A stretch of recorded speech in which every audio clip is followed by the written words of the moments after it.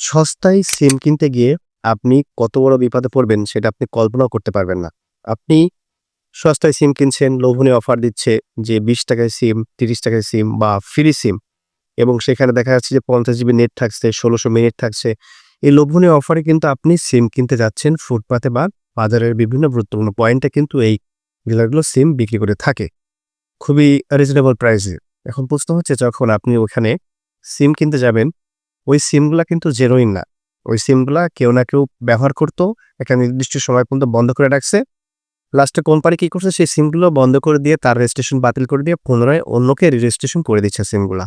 তো সেক্ষেত্রে ওই নাম্বার কিন্তু অনেকের কাছেই রয়েছে। তো তারা কিন্তু ফোন দিলে আপনার কাছে ফোন আসবে, আপনার বিরক্ত বোধ হবে। এটা গেল ১ নম্বর সমস্যা।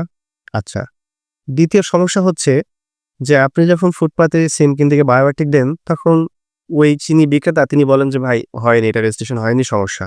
বাট না, ওই সিমটা আপনার নামে রেজিস্ট্রেশন হয়ে গেছে, ওই সিমটা উনি অন্য জায়গায় বিক্রি করতে পারে। এখন প্রশ্ন হচ্ছে যে ওই সিম যদি কোনো অপরাধী বা দুষ্কৃতিকারী বা সন্ত্রাসীদের কাছে যায়, তারা যদি কোনো অপরাধমূলক কাজকর্ম চালায়, অপরাধমূলক কার্যক্রম করে, সেক্ষেত্রে কিন্তু তার দায়ভার আপনার উপর আসবে। কেননা ওই সিমটা আপনার উপর রেজিস্ট্রেশন করা। বাট আপনি তো জানেনই না।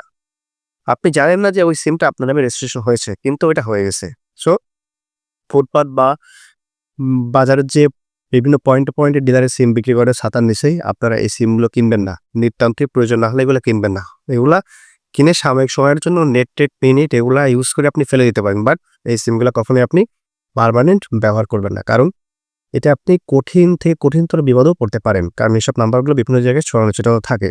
আর একটা বিষয় হচ্ছে যে সিম কিনতে গেলে অবশ্যই আপনি ইনশিওর হবেন যে আপনি বায়োমেট্রিক দিচ্ছেন, সেই সিমটি অ্যাক্টিভ হচ্ছে কিনা। যদি কোনো বিক্রেতা আপনার বায়োমেট্রিক নিয়ে সিমটি রেজিস্ট্রেশন করে নেয়, নিয়ে অন্যের কাছে বিক্রি করে, সেক্ষেত্রে সে হয়তো ভালো টাকা লাভে বিক্রি করবে। বাট সেখানে অপরাধ হলে সে দায় আপনার নিতে হবে। সো সাবধান, এসব ফুটপাত থেকে সিম কিনবেন এবং এই ধরনের প্রতারণার শিকার হবেন না। That's it.